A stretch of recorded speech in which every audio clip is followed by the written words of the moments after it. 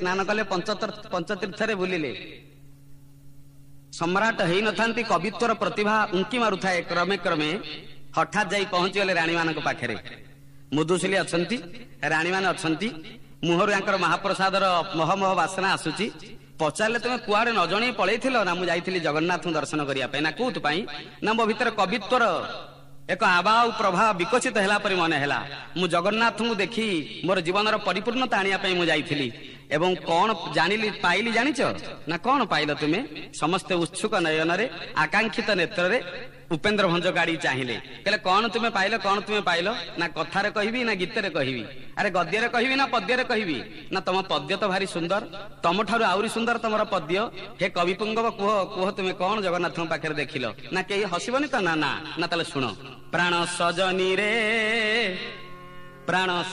रे जहा मु देखिली आज कहिवा लोकर मन को न आसे सुनिवा लोक को लाज प्राण सजनी रे जहा मु देखिली आज कहिवा लोकर मन को न आसे सुनिवा लोक को लाज प्राण सजनी रे जहा मु देखिली आज क्यों कौन तुम्हें देखिल जे कहवा लोकर मन को आसबनी पुणी शुणिया लोक को लाज ना छाड़ से कथा कहबी ना कुह तो कौन तुम्हें देखिल ना पुरुष होइण लिंग तार नाही नारी होई नाही जोनी पुरुष होइण लिंग तार नाही नारी होई नाही जोनी अति हरसरे विहार करती नाही दिवस रजनी प्राण सजनी रे जहा मु देखिले आज कहिवा लोकर मन को न आसे सुनिवा लोक को लाज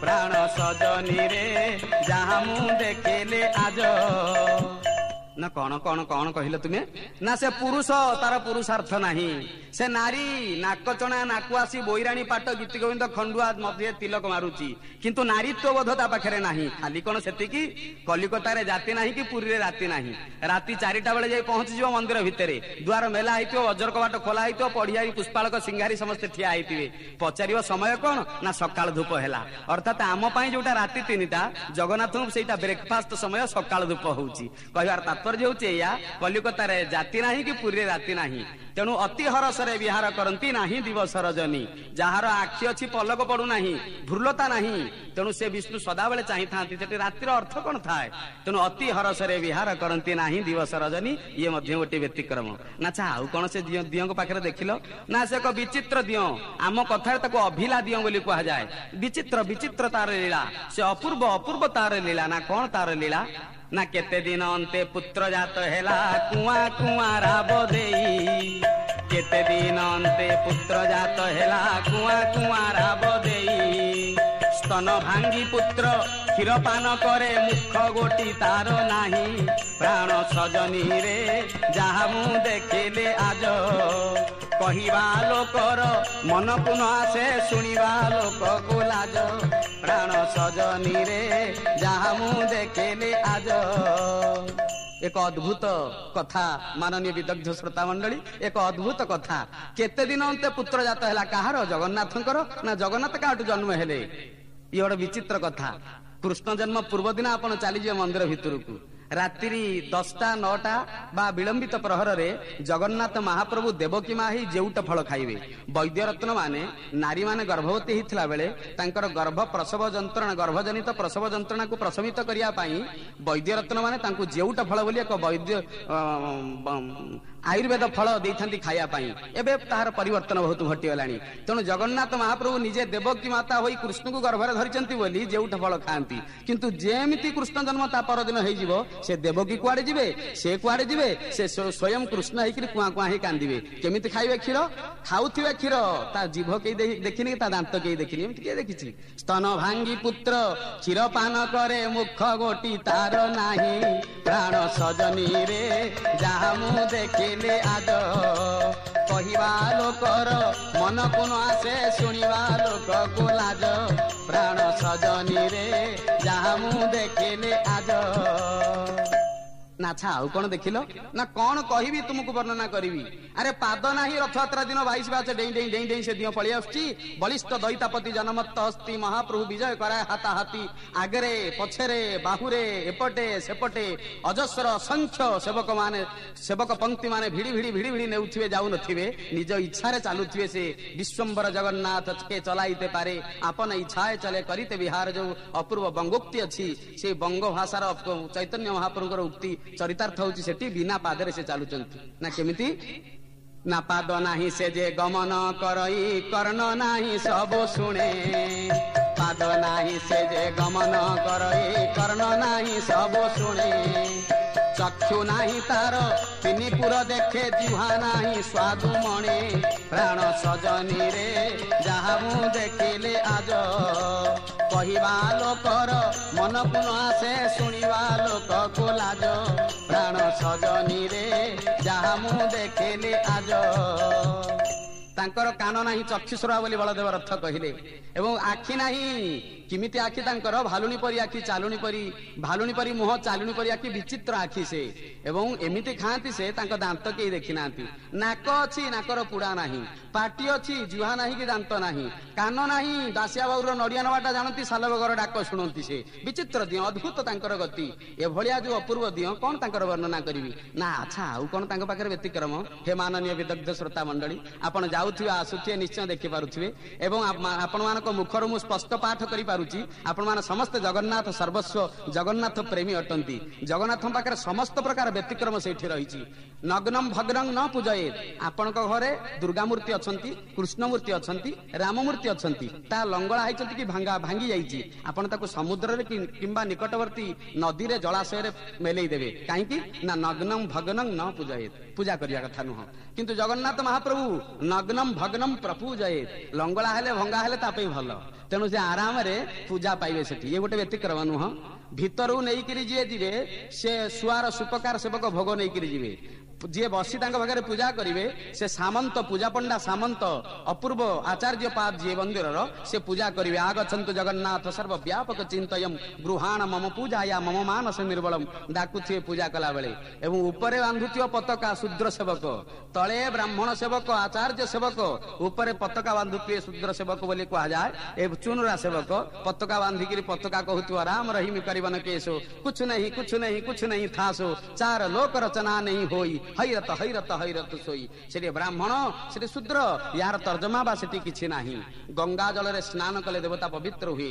सेठी नदी गोटे कूप अछि, तार ना गंगा, गोटे कूप अछि तार नाम जमुना। स्वयं गंगा एवं जमुना कूप भितर पर्यवेसित ही ता भितर अछंती बोली प्रमाण मध्य अछि।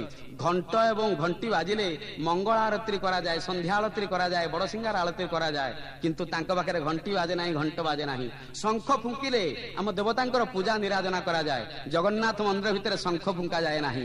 एते बड़ मंदिर, असंख्य मंदिर मंदिर भितर अछंती, कहि परिबे को मंदिर ऊपर गोटे पताका अछि ना?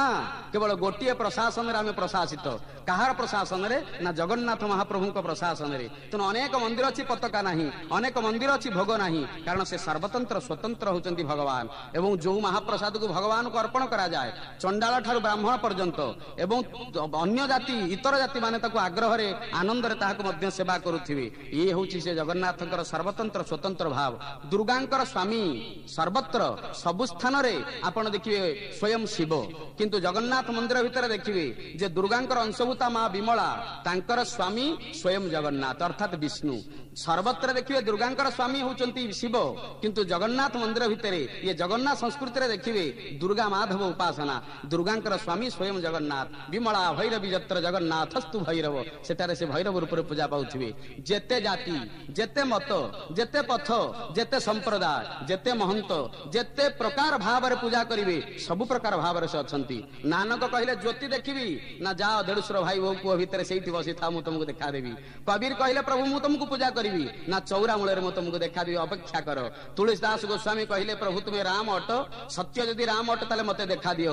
ପୌଷ ମାସର ଅପୂର୍ବ ତିଥିରେ ସ୍ୱୟଂ ରାମ ରୂପରେ ବିରାଜମାନ କଲେ। ତୁଳସୀ ଚଉରା ଠାରୁ ଚାଲି ଚାଲି ପାଦରେ ଅବଶ ହେଇଗଲା ତୁଳସୀଦାସ ଗୋସ୍ୱାମୀଙ୍କର ଆସି ଦର୍ଶନ କଲେ। ଯିଏ ଯେମିତି ଡାକିଛି ସେମିତି ତାଙ୍କୁ ପାଇଛନ୍ତି। ଗୋପାଳ ଭଟ୍ଟ କହିଲେ ତୁମେ ଜଗନ୍ନାଥ ନୁହଁ, ତୁମର ମନ୍ତ୍ର ହଉଛି ଗୋପାଳ ମନ୍ତ୍ର, ତେଣୁ ତୁମେ ମୋ ପାଇଁ ସ୍ୱୟଂ ଗୋପାଳ ହେଇଯାଅ। ନା ମୁଁ ଗୋପାଳ ହେଇକିରି ଅଛିରେ ଲଡୁ ଖାଉଛି, ଆ ଗୋପାଳ ଭଟ୍ଟ ତୁ ଦେଖିବୁ। ଗଣପତି ଭଟ୍ଟ କହିଲେ ଗଣେଶ ରୂପରେ ତୁମେ ପରା ଏଇଠାରେ ରହିଥାଅ। ନା ହଁ ମୁଁ ଗଣେଶ। ନା କିପରି ପ୍ରଭୁ ତୁମେ ଗଣେଶ? ନା ବିନାୟକ ବିଘ୍ନରାଜ ବିଘ୍ନ ବିନାଶନମ ଦାରୁ ବ୍ରହ୍ମ ସ୍ୱରୂପ ହେ ଶ୍ରୀନୀଳ କନ୍ଦରମ୍।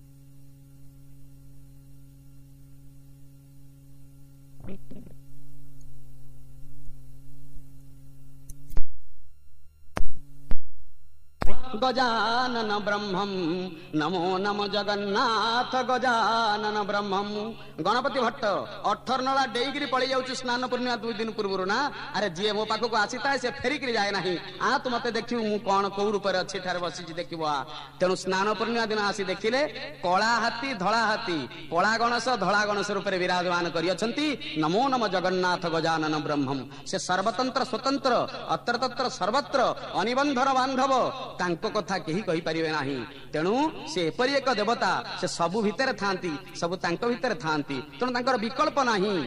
जगन्नाथ महाप्रभुଙ୍କର केतेबेले विकल्प हेले केही पाइबे नाही। जदि यहा सत्य ताले से कौन? सखी माने पचारले जदि यहा सत्य हे उपेंद्र कुहत से कौन? से देवता ना ना ना से कौन? ताले गोटे मानव ना ना ना ताले से कौन एक दानव ना ना ताले से कौन एक काठ ना ना ना ताले से कौन? ना से एक सर्वत रस से ना रस ना हाँ ना की रस ना रे वेद कहला तांकु रस, कवि पंडित जयदेव कहले तांकु हरिमेक रसम। वेद कहले रसो वैश, पंडित जयदेव कहले हरिमेक रसम। हूँ कहूँ उपेन्द्र भंज से मध्य गोटे रस। ना की रस से? ना भणे उपेन्द्र भंज वीरवर ए रसरु रस नाही। भणे उपेन्द्र भंज वीरवर ए रसरु रस नाही। कवि को क्षमा से पंडित बरसे मूर्खेता बुझिए काहीं। प्राण सजनी रे जहाँ मु देखिली आज, कहिबा लोकर मन को न आसे शुणिबा लोक को लाज। प्राण सजनी रे जहाँ मु देखिली आज। कवि हेले 6 मास जानियो मते, पंडित हेले वर्षकर मत जानिबे, मूर्ख माने कौन बुझिबे? वयम सर्व मूर्खा भाई माने आमे समस्त एठी मूर्ख। किए तांको पाइबो? जाहाकू वेद पाइला नाही, वेद कहिला नेति नेति, जाहाकू कवि ऋषि पंडित ज्ञानी समस्त कहिले तांको पाई परिबो नाही। शेष महेश गणेश दिनेश सुरेश जहाँ निरंतर गावे, जहाँ नादि अनंत अखंड भेद सुवेद बतावे। जाहाकू केही पाई नाहंती आमे कोन पाइबा? पाइबा धृष्टता छडा कोन ही पारे? केतेबेले पाइबा? जेतेबेले आमे आमुको शून्य करे दबा। Reduce yourself to zero। निजुको जेतेबेले आमे शून्य करे दबा, निजुको निज पाखरे हजेई दबा, निजुको निज ठारू फेरी देकिरि तांको चरण अरविंदरे समर्पित करि दबा गोपी भावरे, आमे तांको सेतिक बेले ही पाइबा। कवि माने तांको 6 मासरे पाइबे। धन्यवाद कवि माने, तुम माने तांको 6 मासरे सत्य पाइछ कि?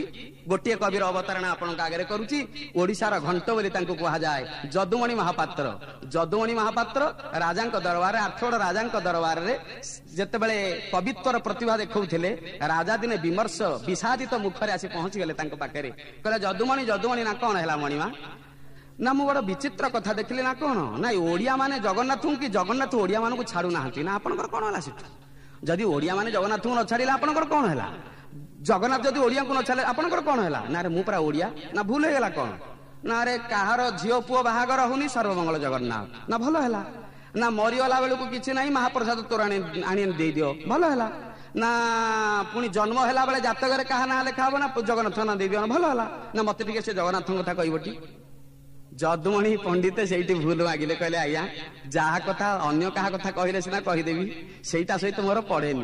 गोटे काठर दियो, मु जदिबा गोटे वर्धकी कूल जन्म होती भारी मोरी जातिर सी अटंती प्रभु, मु किंतु कहि परिबि नाही। ना कि कहीं कहि परिबो नाही, ना मु जानी नाही। ना कि कहीं जानी ना हो ना आज्ञा किए तांकु जानिकरी कहि परिया वाला नुह। सी जदि तुमको जानिबे ताले तुमे कहि परिबो। तेणु मु सीना तांकु जानिछि किछि किछि, से तो मते जानि ना, तुम कहबि केमिति? ना ताले से तुमको केबे जानिबे? ना 6 मास समय दियंतु। कवि को 6 मास पंडित बरसे मूर्खता बुझिबे काहे? 6 मास रे मु डॉक्टरेट डिलीट पास करी तांको विषय आसीबे। आज्ञा आज्ञा रजांकर कथा मने नाही, ए कथा जदुमणिकर कथा मने अछि। निज स्त्री को किसी कहले नहीं, मणिमा को किसी कहले नहीं, सीधा आसी पुरुषोत्तम जगन्नाथ पाखे पहुंची गले। प्रभु जगन्नाथ पाखे चंदन लगी वेश हूँ अपूर्व सुंदर वेश। देखिले बुलिले कौन ग्रंथ जगन्नाथ कथा पाइले नहीं। मुंड को एमती चुटिकी धरुंच बुलूं मु कि पाऊना एडे कवित्व मोर धिक धिक मो कवित्व प्रतिभा को एक कही बुलूं। हठात चंदन लगी अवकाश प्रभु को देखीदेले, कहले देह जाक ओदा हो अपूर्व सुंदर अलका लगी होती केड़े सुंदर देखा जाऊँ मो अपूर्व सुंदर ए दियो। देखिकी गदगद हो गले से देखिले पुणी अपूर्व सुंदर कवि पंडित जयदेवंकर चंदन चर्चित गीत को शुणी निजर प्रतिभा को से धिक बनाचिले। कहले ठीक छी मोर प्रतिभा आगे कौन जेतेबेले चंदन लगी होते विदग्ध श्रोता मंडली कवि पंडित जयदेवंकर अपूर्व सुंदर चंदन चर्चित गीत बोला जाए। चंदन चर्चित नील कलेबर पीत बसन बनमाली केड़ी चलन मणि कुंडल मंडित गंड जुग स्मितशाली हरिह मुग्ध बधूनि करे बिलसति विलासिनी केली पुरे पीन पयोधर भार भरेण हरि परि रभ्य सरागम गोप बधूरनु गायति कांचित दुंचित पंचम रागम कापि कपोल तले मिलिता लपितुम किमपि श्रुति मूले चारु चुंबनि तंबति दैतै पुलकैरनुकूले केली कला कुतुके नतका दिममु जमुना जल कूले मंजुल बंजुल कुंजगत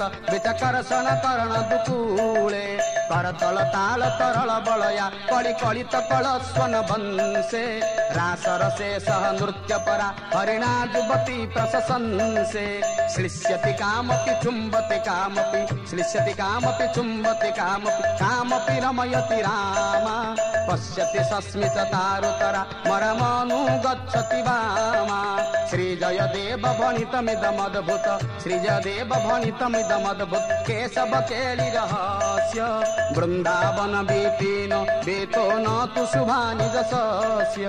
बोलानंद कंद भगवान की, जगन्नाथ भगवान की, बलभद्र भगवान की, सुभद्रा मैया की।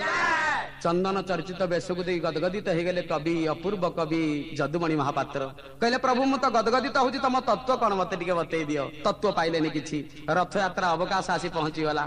बलिष्ठ दैता माने छेची कची कची कची 22 पाच नहीं जाऊले ये कांदी पकेले कहले प्रभु तते एते भल पाती माने तो देहरे टिके झाड़ बाहर तते चंदन दे दियंती तो देहरे जदि चित्ता लगे मास चित्ता न लगुच तते असुविधा लगुच चित्ता लगे दियंती एवं सी खाया पूर्व तते अर्पण करी खाती ओडिया माने तते एते भल पाती नेला बेले तते पुणी छेची कचिकी नियंती यार नाम हूँ भल पाइबा। जदि भल पाइबा छेचिब कचिब पुणी देहरे चंदन बोली रहुथबो यही भल पाइबा सकाशे भगवान जगन्नाथ आम ओडिया मान स्थान में हेडक्वार्टर कर एठारे अछंती भाई माने। सुतराम भगवान जगन्नाथ यही अपूर्व भाव को देखी जिते दांडू को पलि आसिले देखिले बड़ दांडर मथान उपर 3टी रथ ठियाई अछंती बलभद्रंकर तालध्वज जगन्नाथ महाप्रभुंकर नंदीघोष सुभद्रा देवींकर दर्प दलन बड़ ठाकुर रथंकर 14 चक संख्या 14 जगन्नाथ रथर चक संख्या 16 सुभद्रा देवींकर चक संख्या 12 14 12 16 मिसई देले देखिले 42 चकर यात्रा होची टिपिले खातारे कहले अरे एठी अछि तत्व मु पाउ नाही।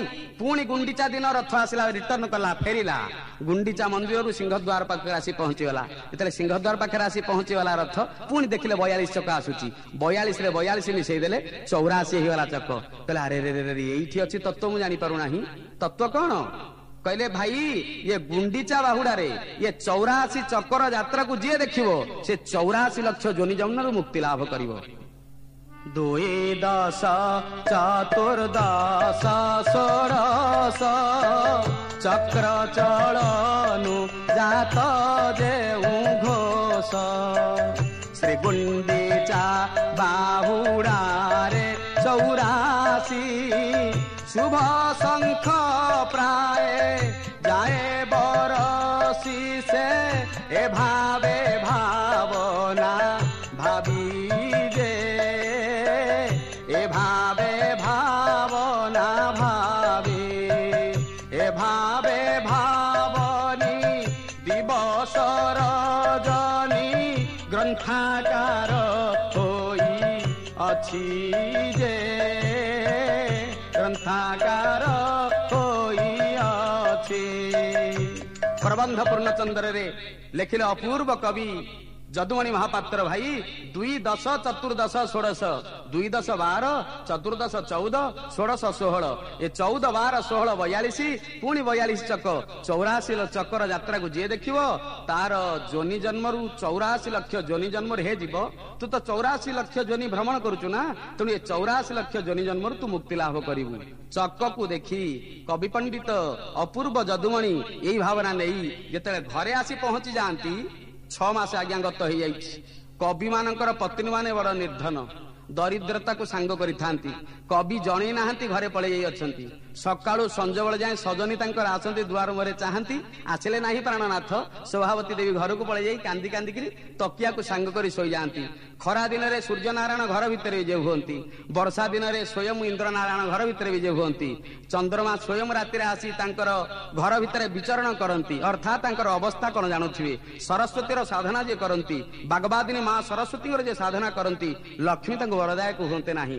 6 ମାସ ଗତ ହେଇଯାଇଅଛି, ଜାଣିନାହାନ୍ତି କବି ପଣ୍ଡିତ କବିଙ୍କର ମନେ ନାହିଁ ଜଗନ୍ନାଥ ତତ୍ତ୍ୱ ଏପରି ତତ୍ତ୍ୱ ଯୋଉ ତତ୍ତ୍ୱରେ ସ୍ତ୍ରୀ ଘର ସଂସାର ପରିବାର ସବୁ ହିଁ କେବଳ ଭୁଲି ହେଇଯାଏ। ସେଇଥିପାଇଁ ତ ଶଙ୍କରାଚାର୍ଯ୍ୟ କହିଲେ ନ ସୋଦରୋ ନ ଜनको ଜନନୀ ନ ଜାୟା ନୈବାତ୍ମଜୋ ନ ଚକୁଳଂ ବିପୁଳଂ ବଳମ୍ବା ସନ୍ଦୃଶ୍ୟତେ ନ କିଳ କୋପି ସହାୟକୋ ମେ ତସ୍ମାତ୍ତ୍ୱମେବ ଶରଣୋ ମମ ଦୀନ ବନ୍ଧୋ। ନ ସୋଦରୋ ନ ଜनको ଜନନୀ ନ ଜାୟା, ଭାଇ ନୁହନ୍ତି, ବାପା ନୁହନ୍ତି, ସ୍ତ୍ରୀ ମଧ୍ୟ ନୁହନ୍ତି, ନୈବାତ୍ମଜୋ ପୁଅ ମଧ୍ୟ ନୁହଁ, ନଚକୁଳಂ ବିପୁଳಂ ବଳମ୍ବା କୂଳରେ ମଧ୍ୟ କି ମହାନ ବ୍ୟକ୍ତି ମୋର ନାହାନ୍ତି। ତାହେଲେ କିଏ? ତସ୍ମାତ୍ ତ୍ୱମେବ ଶରଣୋ ମମ ଦୀନ ବନ୍ଧୁ, ହେ ଭଗବାନ ତୁମେ ହିଁ ମୋର। ଯଦୁମଣି ଏଇ ମନ୍ତ୍ରର ଅଭିଷିକ୍ତ, ଯଦୁମଣିଙ୍କର ଭାବନା ଏଇ ଭାବରେ ଭାବିତ। ସେ ଯଦୁମଣିଙ୍କ ପାଇଁ ସ୍ତ୍ରୀ ଘର ସଂସାର ଏକ ଅଳିକ ମାତ୍ର। 6 ମାସ ପରେ ଫେରିଲେ ଯଦୁମଣି ଘରକୁ। ଯେତେବେଳେ ଶୁଣିଦେଲେ ତାଙ୍କର ସ୍ତ୍ରୀ ଯେ ଯଦୁମଣି ଫେରୁଛନ୍ତି 6 ମାସ ପରେ, ପିଲାମାନଙ୍କର ଅବସ୍ଥା ଅସମ୍ଭାଳ, ଦୋକାନୀଦାର ମନା କରିଦେଇଛି ବାକିର ସଉଦା ଦବ ନାହିଁ, ଇଏ ଖାଇବା 2 ଦିନରେ 3 ଦିନରେ ଥରେ ଖାଉଛନ୍ତି କି ନାହିଁ, ଏଇ ଦୁଃଖ ଜଣେଇବା ପାଇଁ ହଠାତ୍ ଘରେ ଆସି ଆଗୁଆ ପହଞ୍ଚିଗଲେ। ଲୋକ କହିଲେ ଯଦୁମଣି ଆସିଲେଣି, ଶୋଭାବତୀ ପ୍ରସ୍ତୁତ ହେଇଥାଅ। ଘର ଓଳୁଥିଲେ ଶୋଭାବତୀ ଦେବୀ, ହଠାତ୍ ଛାଞ୍ଚୁଣି ଧରି ଦୁଆର ବନ୍ଧ ପାଖକୁ ପଳେଇ ଆସିଲେ। ହାତରେ ଛାଞ୍ଚୁଣି ଅଛି। ପ୍ରାଣନାଥ ଧୀରେ ଧୀରେ ପଦବ୍ରଜରେ ଫେରିକିରି ଆସୁଛନ୍ତି। ମୋ ମୁଖରେ ମଧୁର ହସ କାହିଁକି? ଜଗନ୍ନାଥଙ୍କର ଏକ ଅପ୍ରକାଶିତ ପ୍ରସ୍ଥ ସେ ପ୍ରକାଶ କରିବା ପାଇଁ ଯାଉଅଛନ୍ତି। ଜଗନ୍ନାଥ ଯାହା ଏପର୍ଯ୍ୟନ୍ତ ଅନାଲୋଚିତ ହେଇଛନ୍ତି ତାଙ୍କ ବିଷୟରେ ଆଲୋଚନା କରିବେ। ଜଗନ୍ନାଥଙ୍କର ବିପୁଳ ବିଭୂତିକୁ ସର୍ବସମକ୍ଷରେ ପରିପ୍ରକାଶ କରିଦେବେ, ପ୍ରକଟ କରିବା ପାଇଁ ଯୋଉ ଅପୂର୍ବ ଭାବରେ କବି ପଳେଇ ଆସୁଅଛନ୍ତି କବିତ୍ୱର ଛଟା ନେଇ। ହଠାତ୍ ସ୍ତ୍ରୀଙ୍କ ହାତରେ ଧରିଥିବା ସେ ଛାଞ୍ଚୁଣିକୁ ଦେଖି ତାଙ୍କର ମନ ଫିକା ପଡିଗଲା। ପଚାରିଲେ ଆରେ କବିର ସ୍ତ୍ରୀ ଦାଣ୍ଡ ଦୁଆରେ ଠିଆ ହେଇ ପୁଣି ଛାଞ୍ଚୁଣି ଧରି ଆହ୍ୱାନ ଜଣେଇବ? ପଚାରିଲେ ସ୍ତ୍ରୀଙ୍କୁ, କହିଲେ ଶୋଭାବତୀ କଣ ତମର ହେଇଛି? ନା ପ୍ରାଣନାଥ ଧୀରେ ତୁମେ ଆସ। ନା କାହିଁକି? ନା ତମକୁ ଟିକେ ଏଇଠାରେ ଚାମର ସେବା କରିଦେବି, ହାତରେ ଚାମର ଧରିଛି। ଛାଞ୍ଚୁଣି କିମ୍ବା ଚାମର ସେବା କରିପାରେ? ଜାଣିଗଲେ ଯଦୁମଣି ଯେ ୟା ପଛରେ କିଛି ଅସଲ ରହସ୍ୟ ଅଛି। ସମଝଦାର ଆଦମୀକୁ ଇଶାରା କାଫି ହେ। ସେ ଜାଣିଦେଲେ ସବୁ କଥା। କହିଲେ ୟାର ଅର୍ଥ ଆଉ କଣ ହେଇପାରେ? କହିଲେ ଆରେ ଛାଞ୍ଚୁଣି କଣ ଚାମର ସେବା କରିପାରେ? ନହେଲେ ଛାଞ୍ଚୁଣି ଚାମର ନହେଲେ, ସ୍ତ୍ରୀ କହିଲେ ଛାଞ୍ଚୁଣି ଚାମର ନହେଲେ ଛେରା ପହଁରା କରିଦେବି ତମ ଦେହକୁ। ଯଦୁମଣିଙ୍କ ଭିତରେ ସେଇ ତତ୍ତ୍ୱଟି ମନେ ପଡିଗଲା। କହିଲା ସେଦିନ ରଥଯାତ୍ରା ଦିନ ରଜା ଚଳନ୍ତି ବିଜେ ପ୍ରତିମା ଜଗନ୍ନାଥଙ୍କ ରଥରେ ଛେରା ପହଁରା କରୁଥିଲେ, ହାତରେ ଧରିଥିଲେ ଛାଞ୍ଚୁଣିକୁ। ଆରେ ସ୍ତ୍ରୀ, ଯଦି ତୁ ମୋର ମତେ ତୁ ଛାଞ୍ଚୁଣିରେ ଛେରା ପହଁରା କରିବୁ, ତାହେଲେ ମୋ ପାଖରେ ତ ରଥ ନାହିଁ। ପୁଣି ତାଙ୍କର ମନକୁ ପଳେଇ ଆସିଲା। ବିବେକ ତାଙ୍କୁ କହିଲା ଯେ ଆରେ ଯଦୁମଣି, ତୁ ପରା ଗୋଟିଏ ରଥ। ଆତ୍ମାନଂ ରଥିନଂ ବିଦ୍ଧି ଶରୀରଂ ରଥମେବ ତୁ ବୁଦ୍ଧି ତୁ ସାରଥି ବିଦ୍ଧି ମନଃ ପ୍ରଗ୍ରହମେବ ଚ। ଆତ୍ମା ହଉଛି ରଥି, ଶରୀର ହଉଛି ରଥ, ବୁଦ୍ଧି ହଉଛି ସାରଥି। ଏ ରଥ ହଉଛି ଦେହ ରଥ।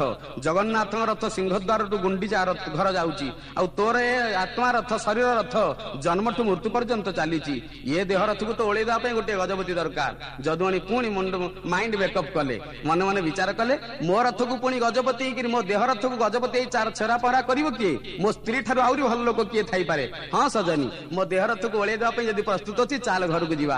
ଯଦୁମଣି ଠେଲି ଦେଲେ ସ୍ତ୍ରୀଙ୍କୁ। ସ୍ତ୍ରୀ ଘର ଭିତରକୁ ପଳେଇ ଆସିଲେ। ଛାଞ୍ଚୁଣିରେ କଣ ତାଙ୍କୁ ସେବା କରିବେ? ଯଦୁମଣି ଦେଖିଲେ ଛାଞ୍ଚୁଣିରେ ପ୍ରହାର ଖାଇବା ଅପେକ୍ଷା ଲୋକମାନେ ତାଙ୍କୁ ଅପନିନ୍ଦିତ ନିନ୍ଦିତ କରିବେ ସମାଲୋଚିତ କରିବେ ତେଣୁ ଘର ଭିତରେ ଦୌଡ଼ିକି କହିଲେ ତୋ ହାତରେ ଛାଞ୍ଚୁଣି ହେଲେ ମୋ ହାତରେ ତ ନିଶ୍ଚୟ କଣ ରହିବ ଯାଉଛି ଆଜି ତତେ ସବାଡ଼ କରି ହାରାମଜାଦା ଏକଥାକୁ ଯେତେବେଳେ ସ୍ତ୍ରୀକୁ ଗାଳି ଦେଇ ଘର ଭିତରେ ଖୋଜିଲେ ଚୁଲି ମୁଣ୍ଡରେ ଗୋଟେ ବଡ଼ ପୋଡ଼ା ଫୁଙ୍କ ନଳୀଟିଏ ଥିଲା ଯଦୁମଣି ସେଇଆକୁ ଧରି ପକେଇଲେ ଆତ୍ମରକ୍ଷା ଉଦ୍ଦେଶ୍ୟରେ ସ୍ତ୍ରୀଙ୍କ ହାତରେ ଅଛି ଛାଞ୍ଚୁଣି ୟାଙ୍କ ହାତରେ ଅଛି ପୋଡ଼ା ଫୁଙ୍କ ନଳୀ ସ୍ତ୍ରୀ ଯେତେବେଳେ ଦେଖିଦେଲେ ସ୍ୱାମୀଙ୍କ ହାତରେ ଏକ ଶକ୍ତ ଫୁଙ୍କ ନଳୀ ଅଛି ପୋଡ଼ା ଫୁଙ୍କ ନଳୀ ହାତରୁ ତାଙ୍କର ଖସି ପଡ଼ିଲା ଛାଞ୍ଚୁଣି କଇଁ କଇଁ ହେଇ କାନ୍ଦିବାକୁ ଲାଗିଲେ ବିଦଗ୍ଧ ଶ୍ରୋତା ମଣ୍ଡଳୀ ନାରୀ ଆଖିର ଲୁହରେ ମହାଭାରତ ଆଉ ରାମାୟଣ ସୃଷ୍ଟି ହେଇଛି ନାରୀର ଆଖିର ଲୁହର ବହୁ ତାକତ ଅଛି ସେ ଯୁଗ ପରିବର୍ତ୍ତନ କରିଦେଇପାରେ ସେ ପଥର ପରିବର୍ତ୍ତନ କରିଦେଇପାରେ ସେ ମଣିଷ ପରିବର୍ତ୍ତନ କରିପାରେ ସେ ଭଗବାନଙ୍କୁ ମଧ୍ୟ ପରିବର୍ତ୍ତନ କରିଦେଇପାରେ ଏ ସାମାନ୍ୟ ଯଦୁମଣିର ହୃଦୟକୁ ପରିବର୍ତ୍ତନ କରିବା କେତେ ମାତ୍ର ସମୟ ଯଦୁମଣିଙ୍କ ହୃଦୟ ବିଗଳିତ ହେଇଗଲା ଧରି ପକାଇଲେ କହିଲେ ସଜନୀ ଇଏ ଫୁଙ୍କ ନଳୀରେ କଣ ତତେ ବାଡ଼େଇଥାନ୍ତି ତୁ ଏ କଥା ଭାବିଲୁ ଆରେ ବିବାହ ଦିନ ଯୋଉ ସୁନ୍ଦର ଲୁଗାଟି ଆଣିଥିଲି ମୁଣ୍ଡରେ ତୁମର ପଡ଼ିଥିଲା ଖଣ୍ଡୁଆ ହେଇ ସେଟାକୁ ବାହାର କର ଟ୍ରଙ୍କ ଭିତରୁ ବାହାର କଲେ ତାଙ୍କର ସ୍ତ୍ରୀ କହିଲେ ଆକୁ ପକାଅ ଏବଂ ଗୋଟିଏ ସୁନ୍ଦର ଲୁଗାଟିଏ ପିନ୍ଧ ସେଇ ଅସୁନ୍ଦର ଲୁଗା ଭିତରେ ଯୋଉ ସୁନ୍ଦର ଲୁଗା ଥିଲା ଘର ଭିତରେ ମହିଳା ଲୁଗା ଭିତରେ ଗୋଟିଏ ଭଲ ଲୁଗାଟିଏ ସ୍ତ୍ରୀ ବାହାର କଲେ ଲୁଗାଟି ପିନ୍ଧିଲେ ଖଣ୍ଡୁଆଟି ପକେଇଲେ କହିଲେ କଣ କଣ ଆମର ଦରକାର ନା ପିଲାଙ୍କର ପ୍ୟାଣ୍ଟ ସାର୍ଟ ନାହିଁ ଘର ପାଇଁ ଚାଉଳ ଡାଲି ନାହିଁ ଏବଂ ଆମର ଅମୁକ ଅମୁକ ଜିନିଷ ନାହିଁ ବିରାଟ ଏକ ଲମ୍ବା ଲିଷ୍ଟ କରିଦେଲେ ଯଦୁମଣି ସଙ୍ଗେ ସଙ୍ଗେ ଗୋଟେ ଶଗଡ଼ିଆକୁ ଡାକିଲେ ଶକଟ ବାହକକୁ ଶଗଡ଼ରେ ବସିଲେ ସ୍ୱାମୀ ଏବଂ ସ୍ତ୍ରୀ ଲିଷ୍ଟକୁ ଧରିଲେ ସ୍ତ୍ରୀ ପଚାରିଲେ କୁଆଡେ ଯିବା ନା ତମକୁ ଯୋଉ ଫୁଙ୍କ ନଳୀରେ ବାଡ଼େଇ ସେଇ ଫୁଙ୍କ ନଳୀରେ ଆଜି ଚେତନା ଦେଇ ଆସିବି ସେ ରାଜାକୁ ମୁଁ ସିନା ଚାଲିଗଲି ମୁଁ ତ ରାଜଦରବାରରୁ ଇସ୍ତଫା ଦେଇନାହିଁ ରାଜା ମୋ ସ୍ତ୍ରୀ ମୋ ପରିବାର ମୋ ସଂସାର ଭାସିଗଲା ତମ ପାଖରେ ଥାଇକିରି ନଥିଲା ପରି ମୁଁ ପଳେଇଲି ତମରି କାର୍ଯ୍ୟରେ ତମେ ମୋ ସଂସାର ପରିବାରକୁ କିଛି ଖାଇବା ପିଇବାର ବ୍ୟବସ୍ଥା କରିଥାନ୍ତ ଆଜି ରଜାଙ୍କୁ ଏକଥା ଶିଖେଇବି ଲୋକମାନେ ଯେତେବେଳେ ଦେଖିଥିଲେ ଯଦୁମଣି କଣ ଆସିଲେ ପୁରୀରୁ ପୁଣି ବାହାରିଲେ କୁଆଡେ କହିଲେ ହୟ ଯଦୁମଣି ତମେ କୁଆଡେ ବାହାରିଲ ନା ଆଉ କୁଆଡେ ବାହାରିବି ଯାଉଛି ରଜାଙ୍କ ପାଖକୁ ନା କାହିଁକି ନା ଭାଇ ଚାରି କାନ୍ଥର ଆବୋଧ କୋଠରୀ ଭିତରେ ରହି ମୁଁ ଏକ ଅପୂର୍ବ ତତ୍ତ୍ୱ ବାହାର କରିଛି ସେ ତତ୍ତ୍ୱ ଜଗନ୍ନାଥଙ୍କ ତତ୍ତ୍ୱ ସେ ତତ୍ତ୍ୱକୁ ରଖିଛି ମୋ କାଖରେ ନା କାଖରେ କାଖରେ କଣ ରଖିଛନ୍ତି ଆଜ୍ଞା ସେ ଯୋଉ ଖଣ୍ଡିଆଟି ଥିଲା ଯଦୁମଣି ମହାପାତ୍ର କଣ କଲେ ସେ ଫୁଙ୍କ ନଳୀଟାକୁ ସ୍ତ୍ରୀର ଖଣ୍ଡୁଆର ଦ୍ୱାରା ଭଲ ଭାବରେ ଗୁଡେଇ ଦେଲେ ଗୁଡେଇ ଦେଇକିରି କାଖରେ ଜାକି ଦେଲେ କହିଲେ ହେଇଛି ଏଇ ହଉଛି ଜଗନ୍ନାଥଙ୍କ ତତ୍ତ୍ୱ ଲୋକ କହିଲେ କି କାଖରେ କାହିଁ ଜାକିଛ ନା ତରଳ ହେଇଥିଲା କଠିନ ହେଇଯାଇଛି ରଜାଙ୍କ ପାଖକୁ ଗଲେ ପୁଣି ତରଳ ହେଇଯିବ ଲୋକମାନେ ଦେଖିଲେ ଯେ କଥା କଥା କେତେ ହସାନ୍ତି ଯଦୁମଣି ନିଶ୍ଚୟ ଜଗନ୍ନାଥଙ୍କ ତତ୍ତ୍ୱ ବାହାର କରି କାଖରେ ନେଉଛନ୍ତି ଅର୍ଥ ହସେଇବେ ଆରେ ଭାଇ ଖାଇବା ପିଇବା ବନ୍ଦ ହଉ ଚାଲ ଯଦୁମଣିଙ୍କ ରହସ୍ୟ ଶୁଣିବା ଲୋକମାନେ ତାଙ୍କ ଶଗଡ଼ ପଛଆଡେ ବିରାଟ ବଟୁଆରରେ ଚାଲିଲେ ଯେମିତି ନିର୍ବାଚନ ପ୍ରଚାରରେ ପ୍ରାର୍ଥୀମାନଙ୍କ ପଛଆଡେ କିଛି ଅନୁଗତ ମାନେ ଜିନ୍ଦାବାଦ କରି ଯାଆନ୍ତି ଯଦୁମଣି ଜିନ୍ଦାବାଦ କରି ତାଙ୍କ ପଛଆଡେ ସମସ୍ତେ ଧାଇବାକୁ ଆରମ୍ଭ କଲେ ରଜା ରାଣୀ ଦରବାର ମଧ୍ୟାହ୍ନ ଶୋଇବାକୁ ଯାଉଥିଲେ ରାଣୀ ବାତାୟନ ପାର୍ଶ୍ୱରେ ଦେଖିଲେ ହଠାତ୍ ଯଦୁମଣି କିଛି ଲୋକଙ୍କୁ ନେଇ ରଜାଙ୍କ ବିରୋଧରେ ବିକ୍ଷୋଭ କଲା ପରି ମନେ ହେଲା ରଜାଙ୍କୁ କହିଲେ ଦେଖିଲେଣି ନା କଣ ନା ଏ ଯଦୁମଣି କବି ତୁଣ୍ଡ ମେଣ୍ଢା ମୁଣ୍ଡ ଇଏ କେତେବେଳେ କଣ ପରିବର୍ତ୍ତନ କରିଦେବେ ଦେଖ ତମକୁ ବୋଧେ ସିଂହାସନରୁ ଉଠି ଆଉ କଣ କରିବ 6 ମାସ ହେଲା କୁଆଡେ ବୁଲୁଥିଲା କବି ବାପୁଡା ଏବେ ପଳେଇ ଆସିଲାଣି ଦେଖ ତମର ଅବସ୍ଥା କଣ ହବ ରଜା କହିଲେ ତାହେଲେ କଣ କରିବାକୁ ପଡିବ ନା କଣ କରିବାକୁ ପଡିବ ସ୍ତ୍ରୀ ବୁଦ୍ଧିରେ ପରିଚାଳିତ ହେଲେ ରଜା କହିଲେ ଆରେ କବି ମାନେ ହୁଅନ୍ତୁ ପଣ୍ଡିତ ମାନେ ହୁଅନ୍ତୁ ଜ୍ଞାନୀ ମାନେ ହୁଅନ୍ତୁ ସଂସ୍କାରକ ହୁଅନ୍ତୁ ବୁଦ୍ଧିଜୀବୀ ମାନେ ହୁଅନ୍ତୁ ତାଙ୍କୁ ସନ୍ତୁଷ୍ଟ କରିବାକୁ ହେଲେ ଗୋଟିଏ ସାମାନ୍ୟ ଫୁଲମାଳ ହିଁ ହଉଛି ଯଥେଷ୍ଟ ବେକରେ ଫୁଲମାଳ ପକେଇ ଆପଣଙ୍କଠୁ ଭଳି ବଡ ମହାନ ଆଉ କେହି ନାହାନ୍ତି ମୁଣ୍ଡିଆ ମାରିଦେଲେ ତାଙ୍କର ସମସ୍ତ ରାଗ କୁଆଡେ ପଳେଇବ ସ୍ତ୍ରୀ କହିଲେ ତମେ ଗୋଟେ ମାଳ ଧର ମୁଁ ଗୋଟିଏ ମାଳ ଧରୁଛି ରଜା ଆଉ ରାଣୀ ଯୋଡିଏ ମାଳ ଧରିଲେ ଯଦୁମଣି ଆଉ ତାଙ୍କ ସ୍ତ୍ରୀ ଆସୁଛନ୍ତି ଯେମିତି ଯଦୁମଣି ଦରବାରରେ ଆସି ପହଞ୍ଚିଗଲେ ଯଦୁମଣିଙ୍କ ବେକରେ ରଜା ପକେଇଦେଲେ ମାଳ ରାଣୀ ମା ପକେଇଦେଲେ ଯଦୁମଣିଙ୍କ ସ୍ତ୍ରୀଙ୍କ ବେକରେ ମାଳ ଯଦୁମଣି ଟିକେ ଛାତି ଫୁଲେଇ ମାଳକୁ ଦେଖିକିରି ମାଳକୁ ଆନନ୍ଦରେ ସମ୍ମାନ ଟିକେ ଦେଇ ରାଣୀକୁ ଦେଖିକି କହିଲେ ଦେଖିଲ ନା ଆରେ ଲୋକମାନେ ରଜାଙ୍କ ବେକରେ ମାଳ ପକାନ୍ତି ରଜା କାହା ବେକରେ ମାଳ ପକାଏ କବିଙ୍କ ବେକରେ ମାଳ ପକାଏ ରଜା ସିନା ନିଜ ଦେଶରେ ପୂଜା ପାଉଥାଏ କବି ଦେଶ ବିଦେଶରେ ପୂଜା ପାଉଥାଏ ମୋର ବିଦ୍ବତ୍ତା ମୋର ଜ୍ଞାନ ମୋର ଗାରିମା ମୋର ଗାମ୍ଭୀର୍ଯ୍ୟ ସବୁ ଯାକ ରଜା ଜାଣିଛନ୍ତି ବୋଲି ପାଣ୍ଡିତ୍ୟକୁ ଜାଣିଛନ୍ତି ବୋଲି ଦେଖ ମୋ ବେକରେ ମାଳ ପଡିଲା ଓ ତମ ବେକରେ ତମେ ମୂର୍ଖ ହେଲେ ମଧ୍ୟ ମୋ ସ୍ତ୍ରୀ ହେଇଥିବା ଯୋଗୁଁ ତମ ବେକରେ ମଧ୍ୟ ମାଳ ପଡିଲା ଦେଖ ମୁଁ କେମିତି ପାରିବାର ସ୍ୱାମୀ ତମର ନା ଛାଡ ସେ କଥା ରଜା ପଚାରିଲା ହଇଓ ଯଦୁମଣି ତମେ କୁଆଡେ ଯାଇଥିଲ ନା ମଣିମା ମୁଁ କୁଆଡେ ଯାଇଥିଲି ପଚାରିବା ଅପେକ୍ଷା ଇଏ ଛୋଟିଆ କାଗଜଟି ଧରନ୍ତୁ ନା କି କାଗଜ ନା ଏଟା ଇସ୍ତଫା ପତ୍ର ନା କିଏ କାହିଁକି ନା 6 ମାସ ହେଲା ମଲା କି ଗଲା ଯଦୁମଣି ଦିନେ ଚିନ୍ତା କଲେ ନାହିଁ ଆଜି କହୁଛନ୍ତି ସରଳ ସୁନ୍ଦର ବାକ୍ୟରେ ପଲ୍ଲବଗ୍ରାହୀ ବାକ୍ୟରେ ଯେ ଯଦୁମଣି ତମେ କୁଆଡେ ଯାଇଥିଲ କଣ ପଚାରିବାର ଅର୍ଥ ଅଛି ନା ମୁଁ ଆଜ୍ଞା କିଛି କହିବିନି ମୁଁ ଅନ୍ୟ କାହା ଦରବାର ରହିଲେ ଆନନ୍ଦ ଅଛି ଆପଣଙ୍କ ଦରବାର ରହିଲେ ଆପଣ ମୋର କିଛି ବ୍ୟବସ୍ଥା କରୁନାହାନ୍ତି ଆଜ୍ଞା 6 ମାସ ହେଲା ଗଲି ଆପଣଙ୍କ ଜଗନ୍ନାଥ ତତ୍ତ୍ୱ ବାହାର କରି ଆପଣଙ୍କୁ ଆଣି ଜଣେଇବା ପାଇଁ ମୁଁ କଣ କହିକିରି ଯାଇଥାନ୍ତି ଜଗନ୍ନାଥଙ୍କ କଥା ଭଗବାନଙ୍କର କଥା ଭକ୍ତିର କଥା କାହାକୁ କୁହାଯାଏ ନାହିଁ ଗୋପନ ରଖାଯାଏ ମୁଁ ଗୋପନରେ ଗଲି ଆପଣ ଇନକ୍ୱାରି କରି ମୋ ଘରକୁ କିଛି ବ୍ୟବସ୍ଥା କରିନଥାନ୍ତେ ନମସ୍କାର ଆପଣଙ୍କୁ ଆପଣଙ୍କ ଦରବାରକୁ ମୋର ସେବାକୁ ଆଉ ଚାକିରିକି ଛାଲିଲି ମୁଁ ଆଜ୍ଞା ମତେ ମୋର ଆଉ ରକ୍ଷା ନାହିଁ ଏଠି ରଜା କହିଲେ ମାଛକୁ ପାଣିରୁ ନେଇ ଆସିଲେ ଯେମିତି ଛଟପଟ ହେଇ ମରିଯାଏ ଯଦୁମଣି ତମ ବିନା ମୋର ଅବସ୍ଥା ସେଇଆ ହବ, ତଡପ ତଡପ କରି ମରିଯିବି ମୁଁ ଯଦୁମଣି। ତମେ ସିଧା ମତେ ଛାଡିକିରି କୁଆଡେ ଯିବ ଯାଅ ନାହିଁ, ଯାହା ଦରକାର ମୁଁ ତା ତମକୁ ଦେବି। ନା ସତ ନା ହଁ? ନା ତାହେଲେ ମଣିମା ଦିଅନ୍ତୁ ନା କଣ? ସ୍ତ୍ରୀ ପାଖରୁ ନେଇ ଆସିଲେ ଲିଷ୍ଟ, ରଜାଙ୍କୁ ଧରେଇ ଦେଲେ। ରଜା ଦେଖିଲେ କିଏ ଅଛରେ? ବଡ ଶଗଡ଼ 3ଟା କରି କେତେ ଡାଲି, ଯେତେ ଚାଉଳ, ଯେତେ ଡାଲି, ଯେତେ ଲୁଗା, ଯେତେ ପଟା ସବୁ ଯାକ ଯଦୁମଣି ଘରକୁ ପଠେଇ ଦିଅ। ଆଜ୍ଞା ରଜାଙ୍କ ଆଜ୍ଞାକୁ କେବେ ଅବଜ୍ଞା କରିବ? 4-5ଟା ଶଗଡ଼ରେ ଏକା ଥରକେ ସବୁ ଯାକ ପଳେଇଲା ରଜାଙ୍କ ଘରକୁ। ରଜା ଶଗଡ଼ରେ ସ୍ତ୍ରୀକୁ ମଧ୍ୟ ପଠେଇ ଦେଲେ। ସ୍ତ୍ରୀ ଗଲେ ଏବଂ ସବୁ ଜିନିଷ ପତ୍ର ଯେତେବେଳେ ନେଇକିରି ଗଲେ, ରଜା ରାଣୀ ପଚାରିଲେ, କହିଲେ ଯଦୁମଣି କଣ ଜଗନ୍ନାଥଙ୍କ ତତ୍ତ୍ୱ ବାହାର କରିଛ? ନା ଆଜ୍ଞା ବାହାର କରିଛି। ନା ଟିକେ ଆମକୁ ଜଣାନ୍ତ ନାହିଁ? ନା ଆଜ୍ଞା ମଣିମା ଜଣିବାରେ କିଛି ଅସୁବିଧା ନାହିଁ, ଯେ ତଥାପି ମଧ୍ୟ ଟିକେ ଅସୁବିଧା ଅଛି। ନା କଣ ଅସୁବିଧା? ନା 6 ମାସ ହେଲା ଲାଗି ଲାଗିକିରି ତତ୍ତ୍ୱର ଅଧେ ବାହାର କରିଛି, ଆଉ ଅଧେ ତତ୍ତ୍ୱ ଅଛି। ଅର୍ଥାତ୍ ଆପଣ ଜାଣିପାରୁଥିବେ କେତେ ଦିନ ଲାଗିବ। 6 ମାସରେ ଅଧେ ହେଲେ ଆଉ ଅଧ୍ୟାକ ପାଇଁ ଆଉ 6 ମାସ। ଆଗାମୀ 6 ମାସ ପାଇଁ ଯଦି ଆପଣ ଆଡଭାନ୍ସ ଯେତିକି ଦେଇଛନ୍ତି ସେତିକି ମୋ ଘରକୁ ପଠେଇବେ, ତାପରେ ଯାଇ ଆପଣଙ୍କ ସାଥିରେ କଥାବାର୍ତ୍ତା। ରଜା କହିଲେ ଠିକ ଅଛି। 4ଟା ଶଗଡ଼ରେ ତ ଯାଇଥିଲା, ପୁଣି 4ଟା ଶଗଡ଼ରେ ପଠେଇ ଦିଅ ତାଙ୍କ ଘରକୁ। ଆଜ୍ଞା 8ଟା ଶଗଡ଼ରେ ସବୁ ଜାଗା ଯାଇ ପହଞ୍ଚିଗଲା ଯଦୁମଣିଙ୍କ ଘରେ। ନା ହଁ ମଣିମା ତାହେଲେ ଖୋଲନ୍ତୁ। କାଖରୁ ପାଟକଣା ଗୁଡିଆ ହେଇଥିବା ଫୁଙ୍କ ନଳୀଟି ରଜାଙ୍କ ପାଖରେ ଆଣି ଯଦୁମଣି ଥୋଇଦେଲେ। ଯଦୁମଣିଙ୍କର ଏ ନଳୀଟିକୁ ଫୁଙ୍କ ମାନେ ପାଟକଣା ଗୁଡିଆ ବସ୍ତୁକୁ ଦେଖି ରଜା ପଚାରିଲେ କି ଏଇଟା କଣ? ନା ଆଜ୍ଞା ଜଗନ୍ନାଥଙ୍କ ତତ୍ତ୍ୱ। ନା କି ଏମିତି କଣ ଅଛି? ନା ଆଜ୍ଞା କଠିନ ହେଇଯାଇଛି ତ, ତେଣୁ ପାଟକଣା ଗୁଡେଇକି ଆଣିଛି। ଜଗନ୍ନାଥଙ୍କର ସବୁ ଜିନିଷରେ ଗୀତିଗୋବିନ୍ଦ ଖଣ୍ଡୁଆ ଗୁଡିଆ ହେଇଥାଏ। ମୁଁ ତ ଖଣ୍ଡୁଆ ପାଇଲିନି, ମୋ ସ୍ତ୍ରୀର ମୁଣ୍ଡରେ ଥିବା ଖଣ୍ଡୁଆ ଟିକେ ଆଣି ଉଡେଇ ଦେଇଛି। ଆଜ୍ଞା ଖୋଲନ୍ତୁ ଧୀରେ ଧୀରେ। ରଜା ଖୋଲୁଛନ୍ତି, ଭିଡୁଛନ୍ତି, ତଥାପି ବାହାରୁ ନାହିଁ। ବିରକ୍ତ ହେଇଗଲେ, କହିଲେ ମଣିମା ଆପଣ ବିରକ୍ତ ହେଇଯାଉଛନ୍ତି। ମୁଁ 6 ମାସ ହେଲା ଗବେଷଣା କରି ତତ୍ତ୍ୱ ବାହାର କରିଛି, ଆପଣ ଏତେ ଶୀଘ୍ର ବିରକ୍ତ ହେଇଯାଉଛି। ଧୀରେ ଧୀରେ ଖୋଲନ୍ତୁ। ରଜା ସମ୍ପୂର୍ଣ୍ଣ ଖୋଲିଦେଲା ବେଳକୁ ଗୋଟେ ପୋଡା ଫୁଙ୍କ ନଳୀ, ଯାହା ଚୁଲି ମୁଣ୍ଡରେ ଶୋଭା ପାଉଥାଏ, ତାହା ରଜାଙ୍କ ଦରବାରରେ ଶୋଭା ପାଉଛି। ରଜା କହିଲେ କି ଏଇଟା କଣ? ଏଟା ପୋଡା ଫୁଙ୍କ ନଳୀଟା ପରା। ନା ମଣିମା ଆପଣଙ୍କ ପାଇଁ ସିନା ଏଇଟା ପୋଡା ଫୁଙ୍କ ନଳୀ, କିନ୍ତୁ ମୋ ପାଇଁ ଏଇଟା ପୋଡା ଫୁଙ୍କ ନଳୀ ନୁହଁ। ଇଏ ହଉଛି ଜଗନ୍ନାଥଙ୍କ ତତ୍ତ୍ୱ। ନା ଜଗନ୍ନାଥଙ୍କ ତତ୍ତ୍ୱ? ନା ଆଜ୍ଞା ଜଗନ୍ନାଥଙ୍କ ତତ୍ତ୍ୱ ମଧ୍ୟ ଛାଡି ଦିଅନ୍ତୁ। ଇଏ ନଳୀର ଏପଟେ ଗୋଟେ ମୁଣ୍ଡ, ସେପଟେ ଗୋଟେ ମୁଣ୍ଡ। ମଣିମା କଣ କହିବେ ଆପଣଙ୍କୁ? ଏ ମୁଣ୍ଡରେ ଯଦି ଆପଣ ଦେଖିବେ ବାପ 7 ପୁରୁଷ ଦେଖିବେ, ସେ ମୁଣ୍ଡ ଓଲଟେଇକି ଦେଖିଲେ ତା ଆପଣଙ୍କ ପୁଅ 7 ପୁରୁଷ ଦେଖିବେ। ଅତୀତ 7 ପୁରୁଷ, ଆଗାମୀ 7 ପୁରୁଷ ଆପଣ ଦେଖିବେ। କୋଉ ରଜା ରାଣୀ ଏ କଥାରୁ ବଞ୍ଚିତ ହେବେ? ତେଣୁ ରଜା କହିଲେ ମତେ ଟିକେ ଦେଖାନ୍ତନି। ନା ମୁଁ କଣ ମନା କରୁଛି ମଣିମା? ଆପଣ ଯଦି ଦେଖିବେ ତାହେଲେ ଭଲ କରି ଆଖି ସଫା କରନ୍ତୁ, ନଳୀଟି ଆଖିରେ ଲଗାନ୍ତୁ। ଆଜ୍ଞା ଆଖି ସଫା କରିଦେଲେ ରଜା। ଯଦୁମଣି ନଳୀଟି ଯେତେବେଳେ ଆଣି ଲଗାନ୍ତି, ରଜାଙ୍କୁ ପଚାରିଲେ, କହିଲେ ମଣିମା ଇଏ ନଳୀ ଭିତରେ କେବଳ ସେଇ ଲୋକ ହିଁ ଦେଖିବ ଗୋଟିଏ କମ୍ପ୍ଲେନ ଅଛି। ନା କଣ? କୋଉ କମ୍ପ୍ଲେନ? ନା ଯିଏ ଜୀବନରେ ମିଛ କହିନଥିବ, ଯିଏ ଜୀବନରେ ଚୋରି କରିନଥିବ, ଯୋଉ ପୁରୁଷ ପରନାରୀ ଗମନ କରୁନଥିବ, ସେଇ ସତ୍ପୁରୁଷ ହିଁ ନଳୀ ଭିତରେ ତା ବାପ 7 ପୁରୁଷ ଦେଖିବ। ମୋ ମଣିମା ତ କେଡେ ଭଲ ଲୋକ, ଦିବ୍ୟ ସୁନ୍ଦର ଲୋକ, ଦେବତୁଲ୍ୟ ଲୋକ। ନଳୀ ଭିତରେ ନିଶ୍ଚୟ ଆପଣଙ୍କ ବାପ 7 ପୁରୁଷ ଦେଖିବେ।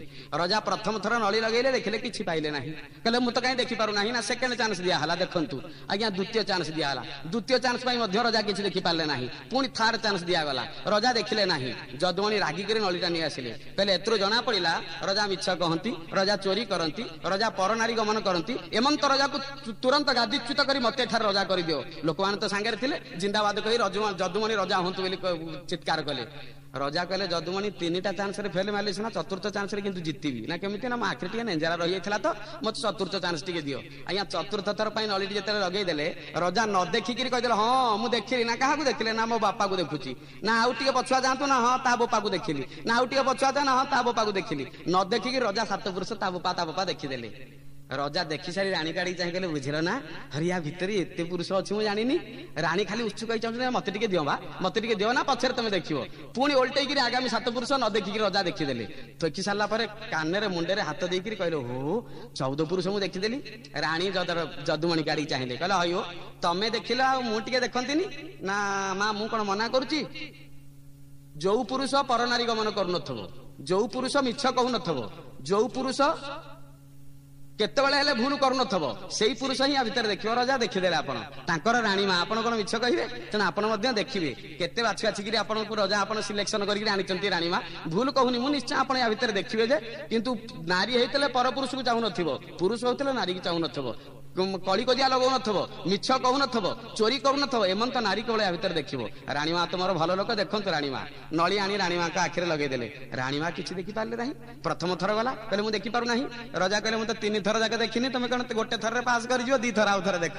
2 ଥର ଯାକ ରଜା ମଧ୍ୟ କହିଲେ, ରାଣୀ ଦେଖିଲେ ଦେଖିପାରିଲେ ନାହିଁ। କହିଲେ ରଜା ଏ ଯଦୁମଣିକୁ ଚାହିଁ କହିଲେ ଯଦୁମଣି ମୁଁ ତ କାହିଁ ଆ ଭିତରେ କିଛି ଦେଖିପାରୁ ନାହିଁ।